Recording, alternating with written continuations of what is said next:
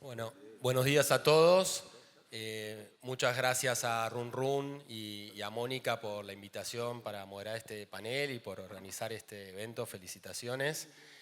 Bueno, es un gran gusto estar acá y poder dialogar con las personas acá que están en el panel, que bueno, son gente que sabe mucho y que está actualmente realizando proyectos estratégicos para la Argentina, ¿sí? Así que voy a hacer una presentación muy breve de ellos, ¿sí? Muchos ya los conocen, pero por lo menos para poner en contexto, ¿sí? Tengo acá a mi izquierda a Santiago Martínez Tanoira, quien es vicepresidente de LNG y Gas Integrado en YPF, también es director suplente, ¿sí? Entró en YPF en 1998, hace muchos años, realizando una carrera ejecutiva por diversas áreas, en distintas gestiones. Fue vicepresidente ejecutivo de Downstream, del Upstream, gerente regional en Mendoza y director de Química, así que fue muy integral, ¿no? Es ingeniero industrial del ITBA y posee un MBA de la Universidad Austral y también realizó cursos en los Estados Unidos, ¿sí? A su izquierda está Maya Anuk Goldin, quien es gerenta de estrategia corporativa de YPF desde el 2023. Inició su actividad profesional tempranamente y se desarrolló tanto en el sector público como en el sector privado en diversas industrias. También es ingeniera química de la UBA y magíster en ingeniería de petróleo y gas por la misma casa de estudios. Cursó un posgrado en diseño y evaluación de políticas públicas en la Universidad Pompeu de Barcelona. Y a su izquierda está el ingeniero Marcos Portó, que es Project Manager de Southern Energy, ¿no? Que es la compañía creada para llevar adelante el primer proyecto de exportación de GNL de Argentina. Marcos trabajó en la estructuración de la compañía y en la negociación de los acuerdos que dieron forma a este proyecto. Tiene más de 25 años en la industria, ¿sí? En la cadena del sector energético, en funciones en el upstream, downstream, generación eléctrico, estuvo en el sector público como subsecretario de Recursos Hidrocarburíferos y subsecretario de Exploración y Producción en el Ministerio de Energía. Y antes estuvo 15 años en Total Energies como ejecutivo internacional en distintos países. Es ingeniero industrial de la Universidad Católica Argentina, acá de esta casa, y acredita un fellowship en Massachusetts, ¿sí? Así que bueno, un gran placer. Bueno, vamos a empezar un poco con las tendencias globales que hay hoy de la energía, ¿no? Estamos en un mundo muy cambiante, ¿sí? Que no está tan claro, ¿no? La transición, la electrificación, lo que viene. Entonces, bueno, teniendo acá a la ingeniera Maya, que es gerente de estrategia de YPF, le quería preguntar un poco cómo ven, o ella o YPF, cómo ven esta situación mundial, ¿sí? De la energía. Bien, bueno, buen día a todos. Gracias en primer lugar por la invitación. A ver, brevemente, obviamente hablo como Maya, pero en nombre de YPF. Hacer algunas aclaraciones al respecto. Primero y principal, es cierto que estamos transitando un contexto de transición energética, de electrificación creciente, pero no es un contexto homólogo, digamos, o igual a nivel internacional. Cada país, cada región lo vive de distintas formas. No obstante eso, diversos estudios, en particular la IEA, hace un seguimiento de consumos energéticos y demanda, digamos, de energía primaria a nivel mundial. Y lo que vemos es que sostenidamente en los últimos años la demanda de energía crece entre el 1 y el 2%, y que ese adicional es primariamente abarcado por energías renovables, pero aún así la demanda de energía primaria de energías fósiles sigue siendo superior al 80% de forma consistente. Con lo cual, es cierto, hay ciertas tendencias que van en línea con electrificación y van en línea con lo que llamamos transición, pero somos muy conscientes de que las energías fósiles tienen hoy y van a seguir teniendo en el mediano y largo plazo un rol preponderante en términos de generación de energía. Hay lugar para reemplazar en primera instancia el carbón y nuevamente, como decía, depende mucho del sector o la región de la que estemos hablando. Creo que todos saben que Argentina tiene una matriz energética que es muy limpia. Nuestra matriz tiene más del 50% en base a gas y menos del 2% en base a carbón, con lo cual lo vamos a hablar durante el panel, pero la oportunidad que tiene Argentina en este momento es en términos de exportadora de energía, fundamentalmente de energías limpias para el resto del mundo. Aclarar también que hace varios años se hablaba del gas como una energía puente o de transición, y ya desde hace un tiempo, y no solo nosotros en YPF, no solo la industria a nivel local, sino, por ejemplo, en eventos de primera índole en términos energéticos, como puede ser el CERAWeek, ya hace varios años venimos viendo que el gas se posiciona no solo como una energía del presente o de transición, sino también como una energía del futuro. Digo, hubo un cambio de paradigma en términos de seguridad energética, en términos de la necesidad de contar con distintas fuentes y distintos orígenes de esas fuentes, con lo cual es una realidad. Hay electrificación creciente a nivel mundial, hay transición hacia energías menos contaminantes, pero donde las tecnologías que van primando son aquellas que resultan consistentes, sobre todo en términos de costos, a lo largo de los años. Bueno, clarísimo. Muchas gracias, Maya. Y bueno, siguiendo con esta tendencia hacia el gas, ¿no? Hacia el GNL, ¿no? Convirtiéndose cada vez más en un commodity, voy a seguir con Santiago de la misma compañía para preguntarle sobre el megaproyecto, ¿no? de LNG que están llevando a cabo. Entonces, ahí la pregunta que tengo es, ¿cuáles son, ¿no? ¿Cuáles crees que son los principales desafíos y riesgos para que ocurra, ¿no? Por ahora, obviamente, es un proyecto que está llevando muchísimo trabajo, pero se están, ¿no? firmando los contratos y llevando adelante, pero ¿qué cree que son los desafíos y riesgos? Y si también se podría detallar si se piensa, como es un proyecto tan grande, dividir en etapas lo que es la aprobación o el financiamiento, si hay algo que nos puedas contar de eso. Muy bien, bueno, buen día a todos. Gracias, Daniel, por la invitación. Como decías, es un megaproyecto, yo diría que es un teraproyecto por el tamaño y la complejidad. Hace algunos años atrás, Marcos me anticipaba esto en una charla en su casa, de una experiencia pasada de él trabajando en otra compañía y habiendo hecho proyectos. La verdad, la magnitud y complejidad del proyecto es gigantesca. Voy a poner algunas órdenes de magnitud para que entiendan, pero por otro lado, creo que para un ingeniero es casi que el sueño para poder realizar toda la potencialidad que significa estudiar una carrera con ingeniería, ¿no? Y creo que no solo es ingeniería, sino hoy las tres compañías que somos sponsor, YPF, Eni y XRG, que es el brazo internacional de ADNOC, ponen recursos de todas sus compañías, con lo cual prácticamente toda la compañía traccionando para que este proyecto ocurra. Algunos números de lo que significa el proyecto. Es prácticamente crear una nueva YPF, así para resumirlo.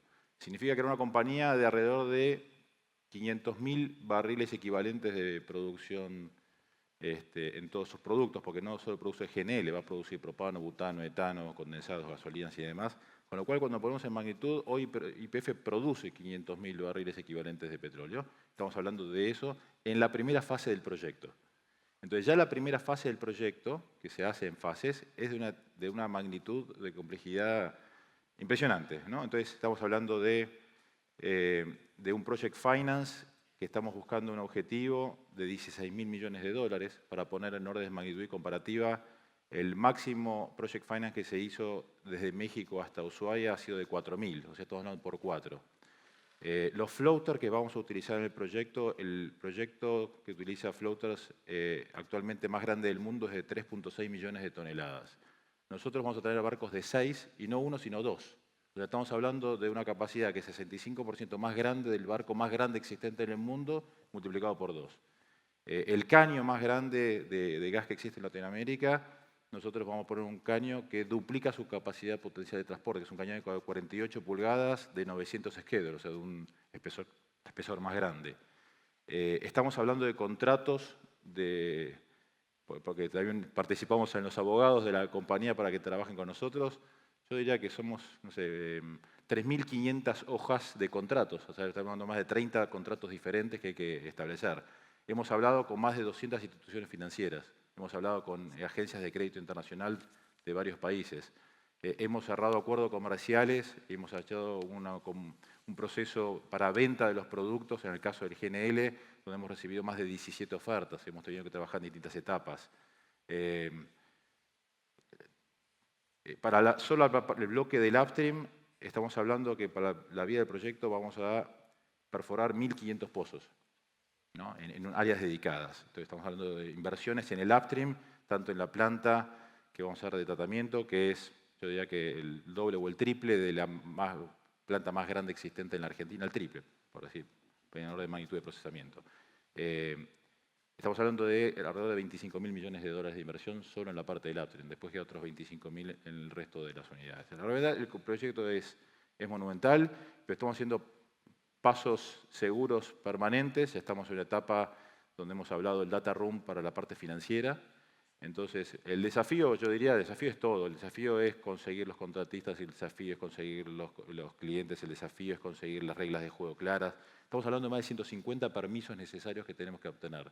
Entonces tenemos que hablar con gobiernos nacionales, provinciales, municipales, instituciones, agencias de todo tipo y conseguir eso en tiempo y forma para que el proyecto se haga. Entonces, realmente es un ejército muy coordinado, hay un trabajo muy fuerte de PMT de trabajar en secuencia cada uno de los distintos trabajos o workstreams, o sea, equipos de trabajo, para que cada una de las acciones se lleve a cabo en el tiempo que el proyecto lo requiere y lo necesita, y todas las acciones son interdependientes unas con otras, con lo cual hay un trabajo muy grande de coordinación en todo el proyecto. Pero bueno, hay muchas fases de desafío que hay que seguir adelante. Hoy el principal foco es el financiamiento. Hoy te diría que la agenda principal de trabajo tiene que ver con asegurar el nivel de financiamiento que queremos. ¿Y por qué estamos buscando un financiamiento muy alto? Porque de esa forma también podemos permitir a YPF y el resto de los sponsors a poder seguir invirtiendo en otros negocios. Entonces la idea es poder dedicar recursos, obviamente que hay que hacer los sponsors, pero buscar mucho financiamiento. Y para lograr mucho financiamiento, la clave es tener un buen proyecto. La única posibilidad de poder tener un financiamiento del 65-70% de lo que el proyecto requiere es tener un proyecto muy sólido, muy estructurado, con muy bajo nivel de riesgo, con lo cual estamos hablando de que en todos los frentes tenemos que bajar el nivel de exposición y de riesgo, y de esa forma se puede conseguir financiamiento muy alto. Yo creo que las claves van por ahí hoy es la agenda que estamos trabajando, pero bueno, los frentes de que podemos tener de riesgo y de desafío son todos. O sea, realmente tenemos un equipo comercial trabajando toda la parte de venta. Argentina vamos a convertirnos en el segundo exportador mundial de etano, solo por este proyecto. Estamos hablando de producciones de venta de propano y butano de alrededor de 3 millones de toneladas de exportación de propano y butano. Estamos hablando de 100.000 barriles de petróleo asociados a la producción. Con lo cual, digo, todas las magnitudes del proyecto, cuando uno analiza, requiere un trabajo intenso de cada una de las partes que están involucradas. Con lo cual, me parece que respondiendo a tu pregunta, creo que la dificultad de coordinación es todo, pero hoy la agenda principal pasa por asegurar el financiamiento. Marcos, que bueno, un poco transitó un poco el camino, ¿no? Previo de lo que es planificar, proyectar y firmar contratos, ¿no? del NG en el primer proyecto que va a empezar en Argentina, ¿no? de Southern Energy, ¿no? Entonces, por ahí la pregunta que yo tengo es, ya en la ejecución, ¿no? En el día a día, que es la primera vez, ¿no? en la historia argentina que se está ejecutando, en este caso, un proyecto de exportación del LNG, ¿cuáles son, ¿no? los desafíos que se presentan? Un poco, ¿cómo es tu día a día también, ¿no? Manejar un proyecto de esta envergadura muy grande, o sea, no por ahí faraónico como el de YPF, que es como teraproyecto, como dijo Santiago, pero también muy, muy importante y por ahí con todos problemas y temas nuevos, ¿no? que se experimentan por primera vez en el país. Por ahí vos con tu experiencia internacional lo habías visto en otros países, pero ¿cómo es eso? ¿Cómo es esa experiencia? ¿Cuáles son los principales temas, desafíos, riesgos? Bueno, buen día a todos. Gracias por la invitación. El día a día es intenso. La respuesta es bastante sencilla. Sí, la verdad que venimos trabajando muy fuerte en el proyecto y el día a día es arrollador. Pero volviendo un poquito para contarles quién es Southern Energy, somos, como decían, el primer proyecto que está en ejecución para la exportación de GEN en Argentina, un proyecto que cuenta con YPF como socio, y Santiago es uno de los directores de la compañía. Pan American Energy y Golar LNG son otros dos socios que son los que armaron al inicio el proyecto y después invitaron a YPF, a Pampa Energía y a Harbor Energy a sumarse. Así que somos 5 socios, 4 de los principales productores de gas de Argentina. Y la lógica de este proyecto venía, como dice Santiago, en lograr conectar a Argentina al mundo y materializar esta gran oportunidad de poder sacar nuestros recursos abajo de la tierra y exportarlos al mundo, ¿no? Creo que Santiago explicó muy bien lo que es el desafío de estos proyectos, la etapa donde está Santiago hoy, que es estructurar el proyecto, es tal vez la más compleja, es un sueño para los desarrolladores de proyectos porque es increíble el desafío, pero una vez alcanzado la decisión final de inversión, viene la etapa donde estamos nosotros hoy, ¿no? Que es la ejecución. Hoy tenemos nosotros 2 grandes focos, el primero es en la ejecución de la infraestructura, nosotros vamos a traer 2 barcos de liquefacción, un poco más chicos que los que va a traer YPF, uno de 2.4 millones de toneladas y otro de 3.5 millones de toneladas. Este es un proyecto único en el sentido que se generó a través de una oportunidad muy particular en el mundo del GNL, ¿no? El mundo del GNL es mucho más lo que cuenta Santiago, ¿no? Estructurar un proyecto a largo plazo, con enormes inversiones, que lleva mucho tiempo, y nosotros logramos capturar un barco, que es el Gile Pisello, que es nuestro primer buque de liquefacción que va a llegar el año que viene a Argentina, que estaba disponible o que se volvía disponible y nos permitía comenzar a exportar en el 2027. Estos tiempos en el mundo del GNL son impensados y por eso este proyecto llegó a FID de una manera muy particular, ¿no? Que es sin contrato de largo plazo, que es lo que lleva un montón de la actividad de preparación de los proyectos, y sin financiamiento, que es la otra pata que lleva un montón del desafío de estructurar un proyecto. Por otro lado, requirió, para poder capturar esa oportunidad, que todos los accionistas apoyaran el proyecto y nos permitieran avanzar con la velocidad que teníamos que avanzar. Así que el proyecto comenzó con la primera idea de proyecto fue a fines del 2023, y para mayo del 2025 hemos tomado la decisión final de inversión. Eso es un tiempo récord nunca visto, y es el único proyecto en el mundo que tomó decisión final de inversión sin contrato de largo plazo y sin financiamiento. Así que bueno, hoy dedicados a dos grandes temas. Por un lado, la infraestructura. Estamos construyendo un gasoducto onshore de 15 kilómetros y 2 gasoductos offshore de 5 kilómetros para traer a conectar los barcos con 2 sistemas de amarre.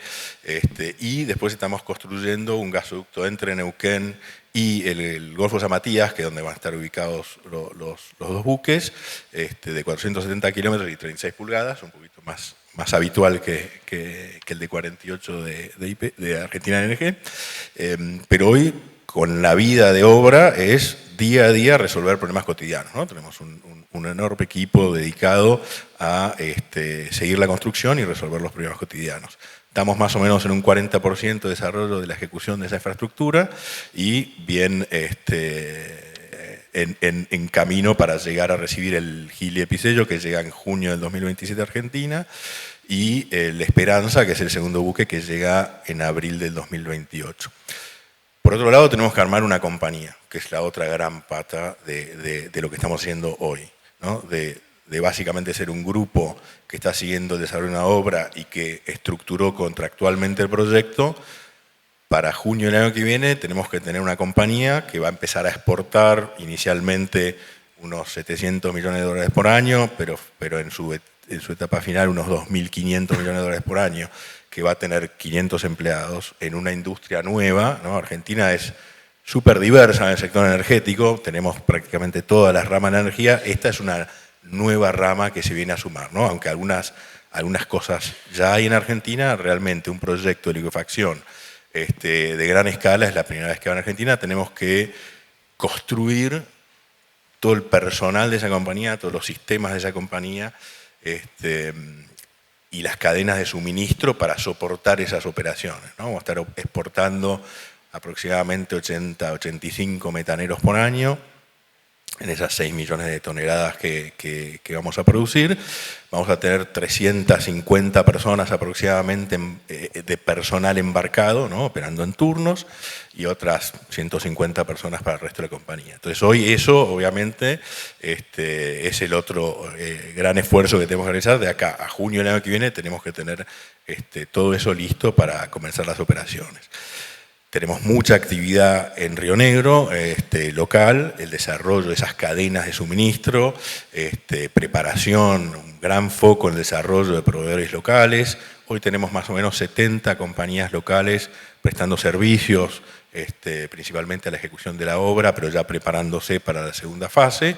Y tenemos que preparar al personal de operación, que hay que entrenarlo para una nueva actividad, ¿no?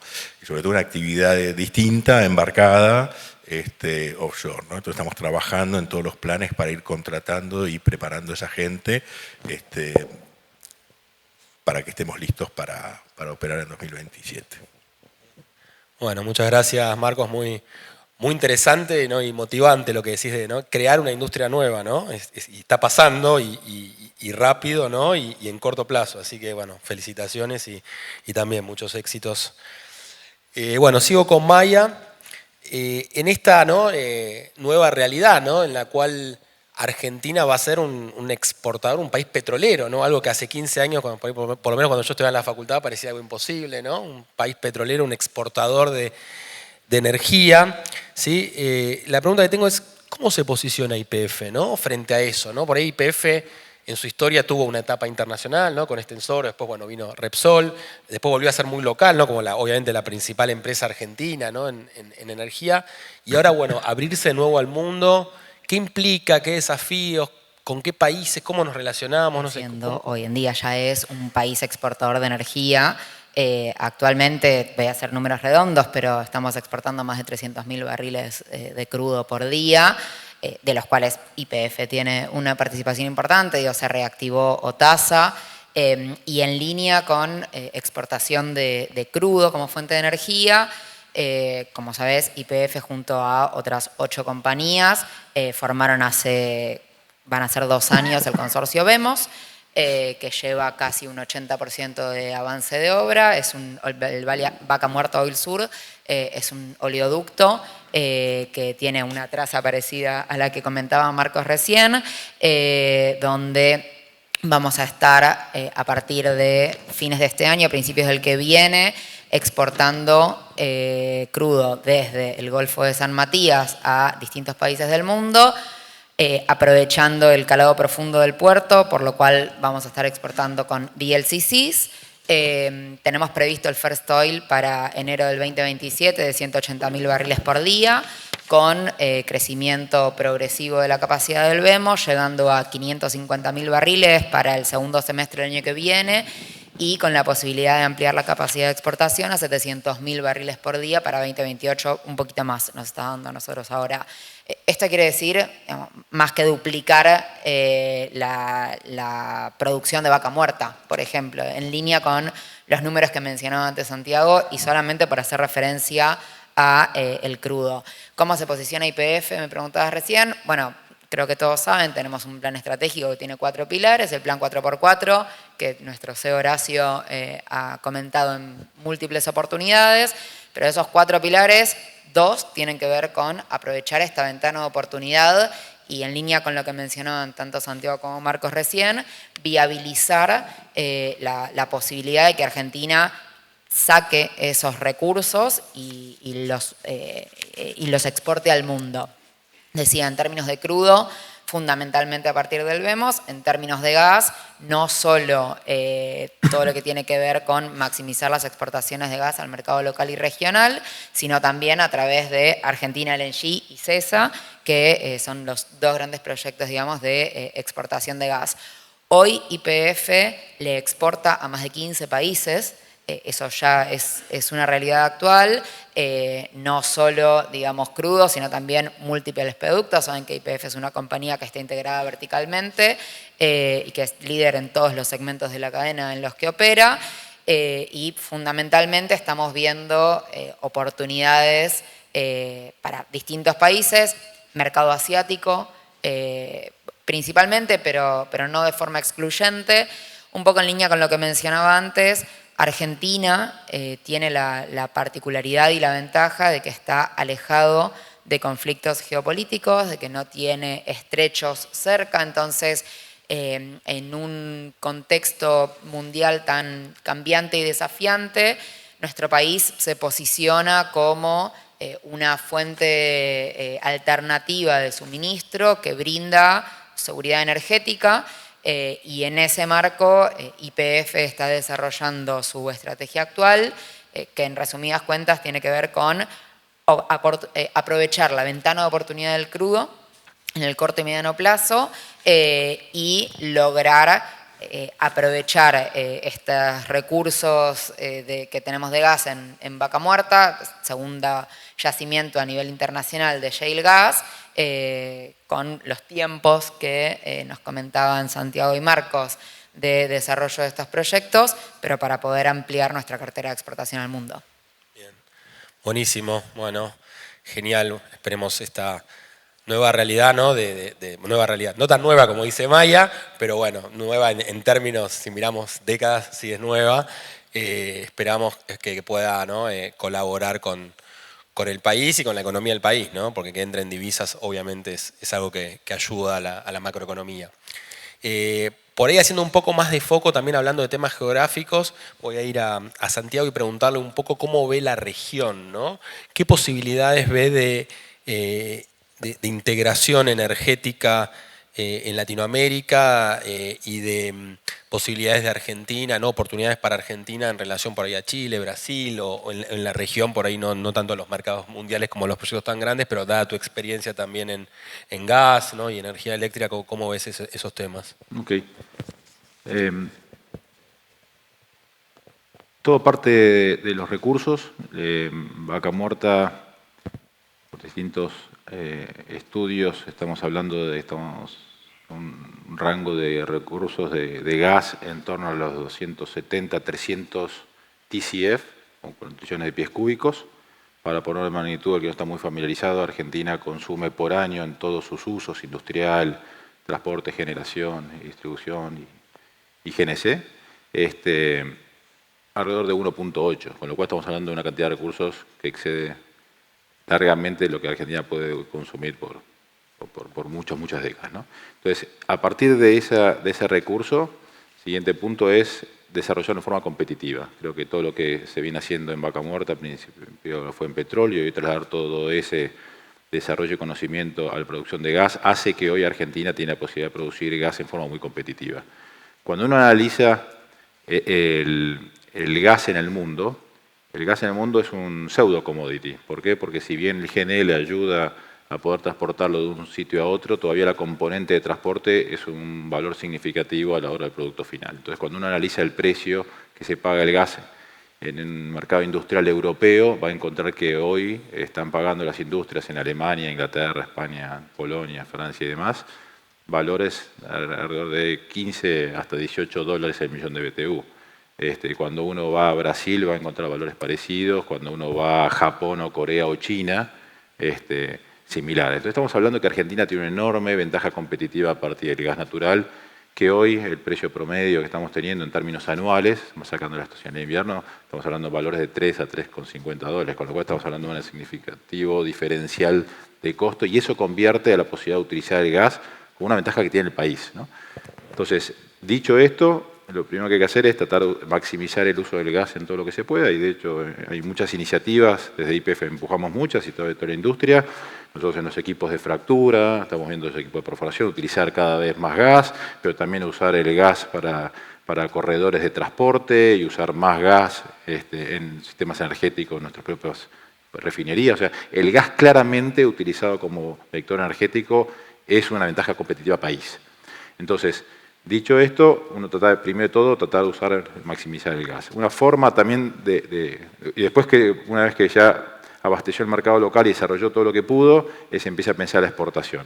Nosotros, por suerte, tenemos una muy buena infraestructura que conecta a Argentina con nuestros países limítrofes. Tenemos 7 gasoductos con Chile, tenemos un gasoducto con Bolivia, tenemos 2 gasoductos con Uruguay, un gasoducto con Brasil, hasta la frontera, hasta Uruguayana. Pero bueno, tenemos una infraestructura ya desarrollada, con lo cual lo lógico sería el segundo paso, tratar de volver a ser un hub de exportación regional de gas. Pero bueno, ahí empiezan a analizarse las matrices energéticas de cada país. Brasil tiene una matriz energética muy basada en la hidráulica, en la generación que tienen ellos a partir de generación hídrica, con lo cual hay mucho swing en función de cómo vienen las lluvias en el país, con lo cual es complejo el gas porque pasa a ser el gas el que maneja los buffers de la demanda, con lo cual para tener una infraestructura de caños asociada al transporte, que son inversiones importantes, y tener solo la posibilidad de utilizarlo en forma estacional, la economía se vuelve un poco más compleja. Estamos analizándola, hay algunas alternativas y proyectos que estamos en cartera, pero bueno, hay que empezar a ver no solo la cuestión de producción, sino también la cuestión de demanda y usos alternativos de la energía de cada país. El que tenemos más fácil es Chile, por la cercanía de los yacimientos y la cantidad de desarrollos. Creo que ahí Chile en su momento, cuando Argentina dejó de abastecer, buscó alternativas estructurales, que significan contratos de GNL. Esos contratos tienen vencimiento dentro de pocos años. Yo creo que ahí tiene una enorme oportunidad Argentina de volver a ser el principal abastecedor energético de Chile. Debería serlo, porque deberíamos ser más competitivos nosotros mover gas de Argentina a Chile en caños existentes que traer GNL de otras partes del mundo, ¿no? Entonces, pero hay una oportunidad temporal, hay que esperar que esos contratos se venzan, son contratos de largo plazo, y yo creo que hay una oportunidad clara. Y una forma también de exportar gas, y es más tecnológico reciente, es a través de los data centers. Es una forma de poder exportar electrones, que en el fondo son moléculas de gas que se transforman en energía, esas energías se transforman en bits, y esos bits finalmente se usan en cualquier parte del mundo. Con lo cual, otro punto de crecimiento y de utilización potencial puede ser básicamente a través de los data centers. En instalación data center lo que necesita es energía competitiva, bajas temperaturas en la medida de lo posible y una buena conexión con fibra óptica para poder utilizar básicamente esa capacidad de exportación. Con lo cual, yo creo que hoy, con los 300 TCF que dije, estamos viendo de maximizar todo. Tenemos un equipo focalizado para ver el mercado local y maximizar el uso de gas, porque claramente es una ventaja competitiva país. Tenemos un equipo viendo el mercado regional y viendo las oportunidades en Chile, también qué pasa en Bolivia. Bolivia hoy la producción viene cayendo en forma significativa y tal vez en algunos años puede llegar a ser un país importador de gas. Brasil con algunas oportunidades, Uruguay en menor medida, si bien tiene una conexión, es un mercado más pequeño, pero se puede hacer algunas cuestiones también con Uruguay. Y después ver este tercer vector que es la industrialización. Y ahí están la posibilidad nuevamente de pensar plantas petroquímicas de uso más intensivo de gas. De hecho, se han anunciado recientemente una nueva planta de fertilizantes, Profarti está estudiando su ampliación. Hay posibilidades de plantas de metanol dando vueltas y analizando nuevamente la posibilidad de instalarse en Argentina. Y el vector de la parte tecnológica de data centers, que son grandes consumidores de energía y el gas puede ser el insumo diferencial del punto de vista del costo de producción, ¿no? Bien, muchas gracias. Están buenas todas las oportunidades, ¿no? A partir del recurso, ¿no? que tiene que estar. No alcanza solo el recurso, pero es clave y bueno, todas las oportunidades que se abren. Y en ese sentido, y siguiendo con el tema del gas, ¿sí? Le voy a preguntar a Marcos, que tiene mucha experiencia en mercados de LNG, ¿no? Ahora en Argentina hay una variable más que estamos mirando, por lo menos los que estamos en este mundillo, ¿no? del oil and gas, que es el precio de gas internacional, ¿no? Antes por ahí seguíamos más el petróleo, seguíamos más los precios locales, pero bueno, ahora el precio de gas internacional toma bastante relevancia, no solo por las importaciones, que por suerte cada vez son menos, ¿no? Las importaciones en los inviernos de exportación. Entonces, mi pregunta ahí es un poco, ¿cómo ves el mercado internacional de GNL? ¿Cuáles son los principales drivers? ¿Oferta, demanda? ¿Cómo nos puedes ilustrar sobre ese mundo por ahí un poco desconocido para algunos? Bueno, lo primero es este año el mercado global está sufriendo un año muy particular, ¿no? La guerra en Irán y el cierre del Estrecho de Hormuz es algo que había sido impensado. Desde que yo tengo memoria, el mercado de GNL todos los años crece. El año pasado creció 5%, unas 25 millones de toneladas por año. Este año se esperaba que creciera unas 30 millones de toneladas por año. Es probable, depende cómo termine el año, que termine decreciendo unas 10 millones de toneladas por año por primera vez desde que yo tengo memoria, ¿no? O sea que es un año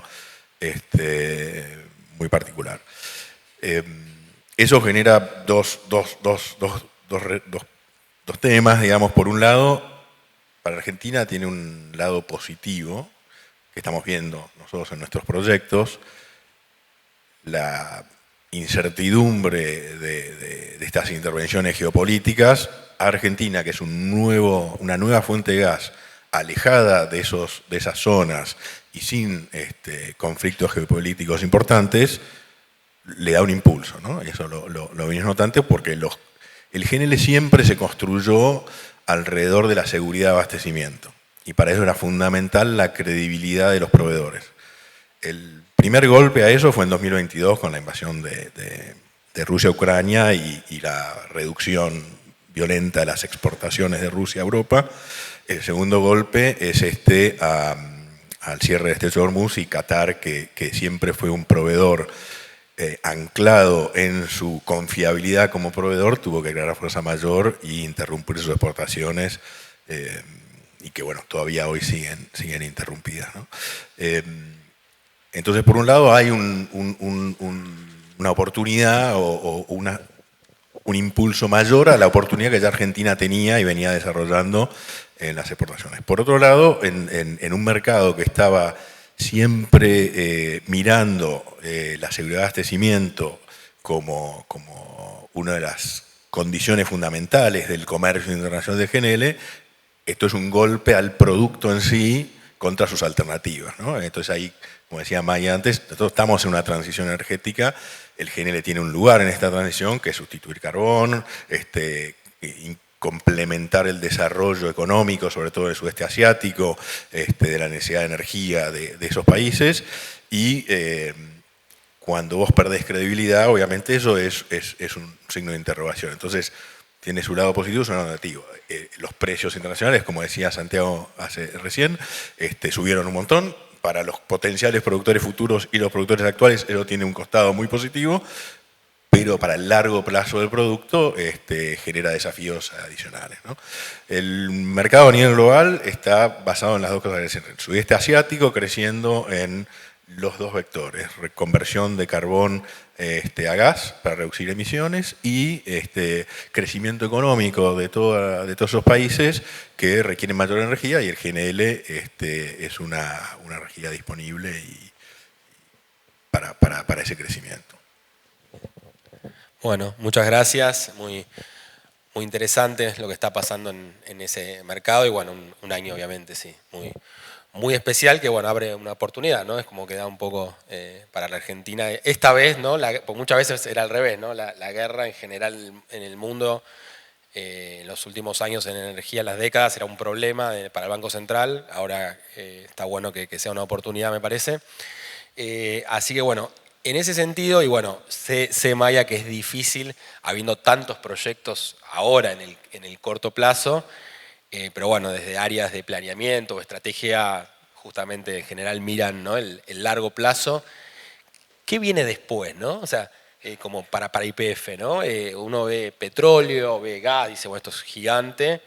Ve el mundo, como dijiste antes, un poco con la transición. ¿Qué ve YPF? ¿O está pensando en cosas futuras? ¿O dice, no, por ahora me focalizo en esto y listo, con esto tengo suficiente? Yo siempre digo que el mayor desafío que tenemos desde estrategia es que hoy YPF es la compañía de energía más grande de Argentina y que queremos que en 30 años lo siga haciendo. Entonces, no se termina la compañía con el desarrollo de Vaca Muerta. Bien, como decía antes, de todos modos, hay Vaca Muerta para rato. Pero la YPF 2030 más allá del plan 4x4, tiene grandes vectores. Por un lado, con todo el desafío que implica, estamos avanzando en offshore. Eso lo hemos hecho público, digamos, hay distintas iniciativas dando vueltas, y es uno de los pilares que creemos, sin lugar a dudas, si hay éxito al respecto, va a ser uno de los pilares del mediano a largo plazo de YPF, por un lado. Y por otro lado, todo lo que tiene que ver con la plataforma de nuevas energías, ¿no? Ya hace 2 años YPF tiene a C-Level una vicepresidencia de nuevas energías. Eso habla de la importancia que se le da a ese segmento dentro de la compañía. Dentro de estrategia tenemos como uno de los desafíos al mirar a largo plazo que no se nos pase ningún elefante por delante, pero al mismo tiempo también el desafío de no llegar de forma demasiado temprana, porque eso es CAPEX que hoy la compañía aloca en su plan estratégico de corto y mediano plazo. Dentro de esta plataforma de nuevas energías, nosotros seguimos las tendencias, no solo porque estudiamos, leemos, vamos a congresos internacionales, hacemos ejercicios, digamos, estratégicos internamente, sino también porque tenemos este doble desafío que mencionaba antes. En particular, mencionar algunos de estos vectores sobre los cuales la compañía ya tiene posición o sobre los cuales entendemos que en el corto o mediano plazo vamos a estar desarrollándonos. Litio, saben que es una de las tendencias que hoy seguimos a paso firme. Generación eléctrica, obviamente a través de YPF Luz, que es una de nuestras subsidiarias y que está en constante crecimiento. Carga eléctrica, YPF ya tiene desarrollado a través de Punto Eléctrico un corredor que nos permite ir con un auto eléctrico de acá a Mar del Plata, de acá a Córdoba. Tenemos puntos de carga en Mendoza, digamos, hay toda una red de carga que acompaña progresivamente la inserción y el crecimiento del parque eléctrico vehicular en Argentina. Biocombustibles, también seguimos fuertemente y de cerca todo lo que tiene que ver con los bios, en la medida en la que la adecuación regulatoria nos lo permite, obviamente, y quizás más como un mediano largo plazo, pero sin dejar de lado el seguimiento de la tendencia, entendemos que existe una posibilidad para Argentina de tener un hub exportador de hidrógeno que hoy no está competitivo en términos de precios, pero que en algún momento, digamos, puede llegar a serlo. Y este breve punteo que hice recién. Empezás a competir no solo como proyecto o como compañía, sino como proyecto país, porque vos tenés que exportar tus costos al mundo y ser competitivo frente a otros países, otras industrias, otras compañías que hacen lo mismo en otros sitios. Entonces, la estructura de costo es la combinación de todo, es la combinación del government take, es la combinación de cuán eficientes somos haciendo las cosas en Argentina y cuán creativos somos, los factores de escala y demás, y la logística. Entonces, hay que entender que cuando uno empieza a pensar en un proyecto de GNL que va a exportar prácticamente toda su producción a distintas partes del mundo, si vamos a exportar, como decía Marcos, a puertos de Asia, estamos compitiendo con productores de Estados Unidos que van a hacer lo mismo, con productores de Qatar que van a hacer lo mismo, con productores de Australia que van a hacer lo mismo.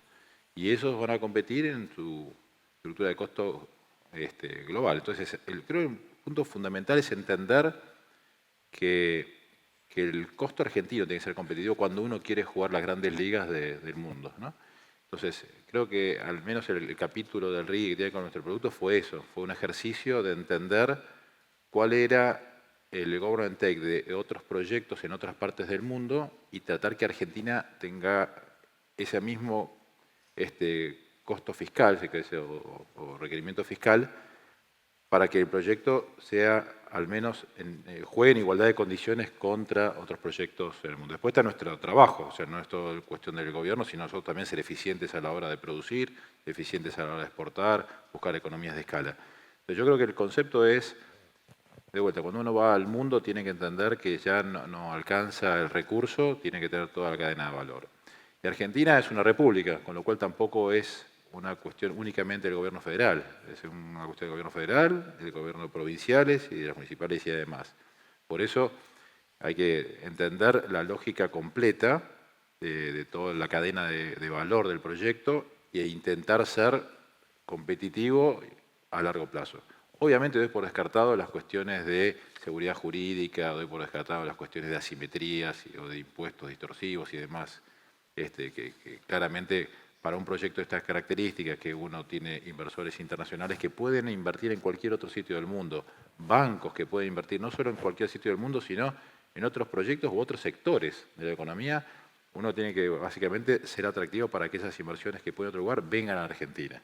Esas inversiones argentinas finalmente se traducen en creación de valor, generación de empleo, pagos y pagos impositivos a todos los niveles, porque por más que haya reducciones, es una reducción de algo que hoy no existe. Entonces, en la medida que exista, se genera el valor, y a partir del valor empezamos a pensar cómo alocarlo, ¿no? Entonces, yo creo que el punto fundamental es entender eso. Yo creo que el punto es entender cómo es, y cada sector, esto aplica también al agro, a la industria, a cualquier otro sector, ¿no? Cómo hacer para ser competitivo el producto fabricado en la Argentina, y que ese producto fabricado en Argentina, cuando tenga que colocarlo en algún puerto de otro país, ese producto sea competitivo. Y de vuelta, no es solo una responsabilidad del gobierno, es de todos, y entender la responsabilidad de cada uno.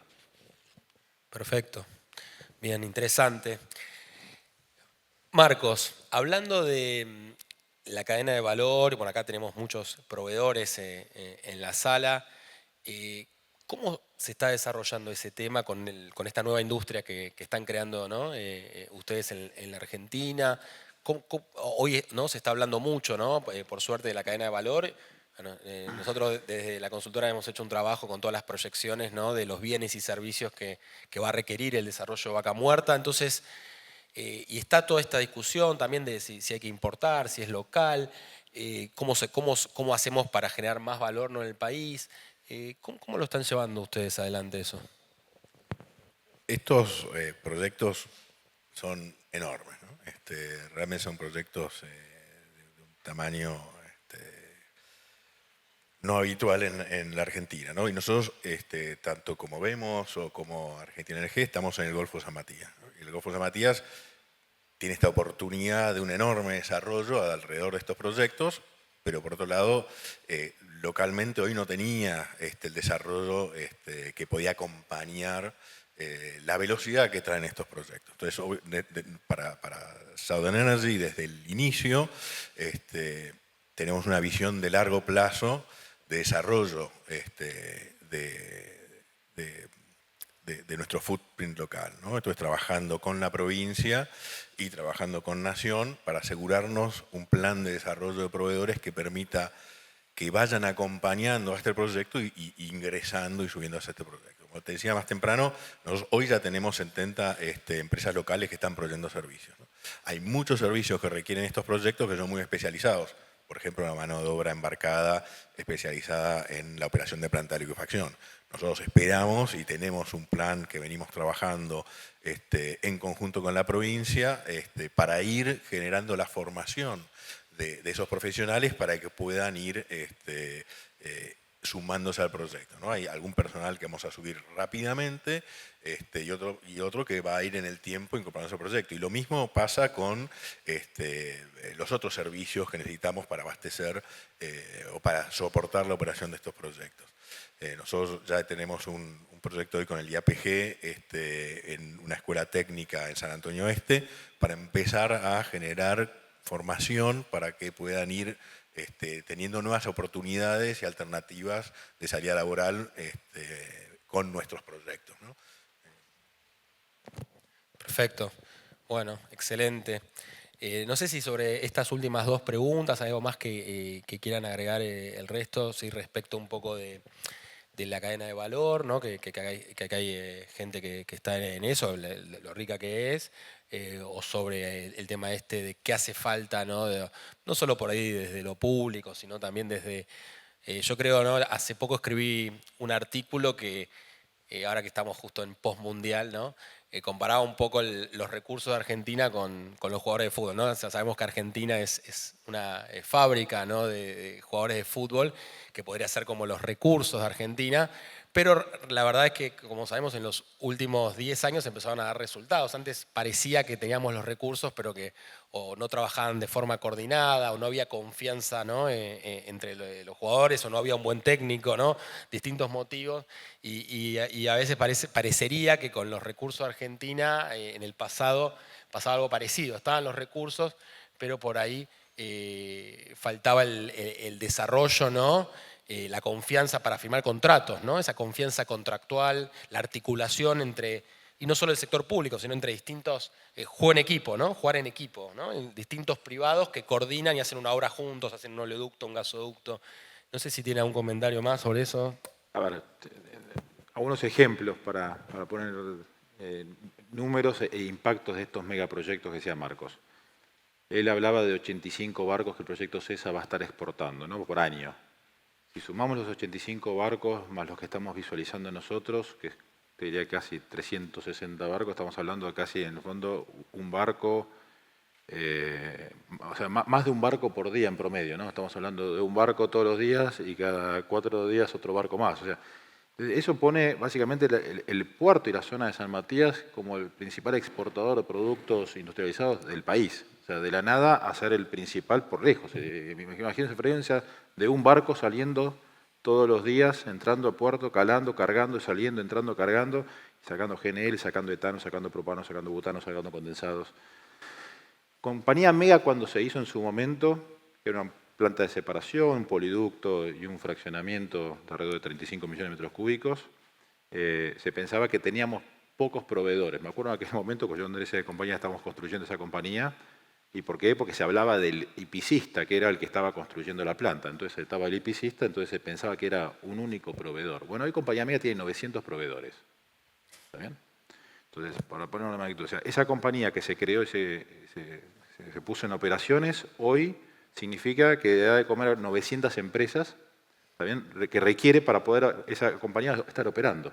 Entonces, más allá de la etapa de construcción, una compañía de vuelta, y lo que estamos hablando es muchísimo más grande de Compañía Mega, ¿no? Si bien Compañía Mega era mega porque era el megaproyecto en aquel momento, lo que bueno poner en valor es, estamos hablando de que una compañía se crea que eran 900 empresas aguas abajo de poder desarrollar. Y esas 900 empresas a su vez también tienen necesidades y necesidades que potencian otras compañías y se genera un hub de desarrollo industrial. Entonces yo creo que lo importante es estar visualizando eso, preparando ese ecosistema para que funcione. Es un enorme desafío. Nosotros tenemos la responsabilidad de esto generarlo de la nada. Y nosotros al proyecto de General tenemos que pensar hasta hacer una mini ciudad para poder vamos a construir una refinería, básicamente. Ese es el tamaño. O sea, la planta de Neuquén son 200 hectáreas, pero la planta que vamos a hacer en Río Negro es una planta de 500 hectáreas de layout. O sea, estamos hablando de cosas enormes. Y va a haber que movilizar familias, y va a haber que movilizar los recursos y atender esas familias y atender esas industrias que se van a instalar. Entonces, cuando uno analiza hoy lo que generó la refinería La Plata en Berisso y Ensenada, lo que regeneró la refinería Luján de Cuyo para la zona sur de la ciudad de Mendoza, ¿no? Lo que sería Luján de Cuyo, Maipú y demás. Cuando uno ve Plaza Huíncul, Cutralcó y demás, de eso es lo que estamos hablando en este momento. Entonces, la verdad que son proyectos que cambian las realidades y eso también lo podemos comparar a otros proyectos del mundo. A mí me invitaron a algunos otros complejos que se hicieron cosas parecidas, en Malasia, en algún ejemplo, en un lugar donde habían pescadores, hoy hay una ciudad. Y básicamente tiene que ver por un proyecto similar al que estamos hablando en este momento. Entonces, yo creo que lo importante es que hoy Argentina tiene una enorme oportunidad a partir de la energía y el recurso vaca muerta, que tiene características muy particulares que lo hacen muy competitivo a nivel internacional, con toda la curva de aprendizaje que hemos transitado y hemos logrado ser competitivos para poder desarrollarla. A partir de ahí es la siguiente etapa. Entonces, la primera etapa fue aprender y esta etapa es desarrollarlo, y a desarrollarlo rápidamente. Y eso, a su vez, derrama aguas abajo una cantidad enorme de empresas que se van a nutrir y que van a ser las requeridas para que este complejo industrial que se está generando pueda operar. Bien, buenísimo, en buena hora. Maya, así adelante. Digo, sumar a lo que decía Santiago recién, no solo el Golfo de San Matías exportando gas, un buque o dos cada 4 días, diario y 2 cada 4 días, sino también un VLCC cada 3 días, que suma en línea con esto mismo que decía Santiago. Hoy YPF tiene más de 5.000 proveedores, son números gigantescos. En términos a nivel país, estamos hablando de un proyecto de desarrollo que va a implicar casi triplicar la producción de hidrocarburos que tenemos hoy a nivel nacional, digamos, más que duplicar la producción de crudo y duplicar la producción de gas en 4 o 5 años. Además, esto es un crecimiento exponencial muy fuerte y nosotros en general hablamos de 3 factores clave para que se pueda dar este éxito, este objetivo a nivel país, que tiene que ver no solo con lo que mencionaban antes de la macroeconomía y también la competitividad del recurso, sino de un esfuerzo conjunto de toda la industria que hoy está siendo liderado por YPF, pero donde hay múltiples casos de éxito, no solo CESA, no solo Argentina LNG, no solo Vemos, sino también, por ejemplo, el Instituto Vaca Muerta, como un lugar de formación del cual participan prácticamente todas las operadoras, las empresas de servicio, los gobiernos nacionales, municipales, locales, y donde estamos generando ese conocimiento técnico necesario para que este proyecto país llegue a buen puerto en un cortísimo plazo. Quería vincular la pregunta que hicieron más temprano del tren en San Juan con lo que decía recién Santiago, ¿no?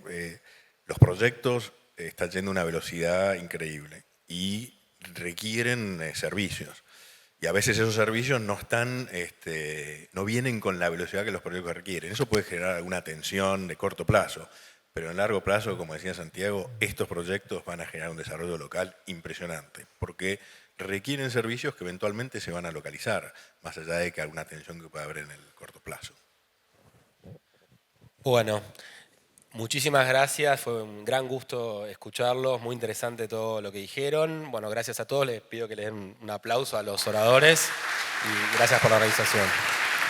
Gracias Marcos, Santiago, Maya y Daniel. Les vamos a acercar un obsequio a ustedes y les vamos a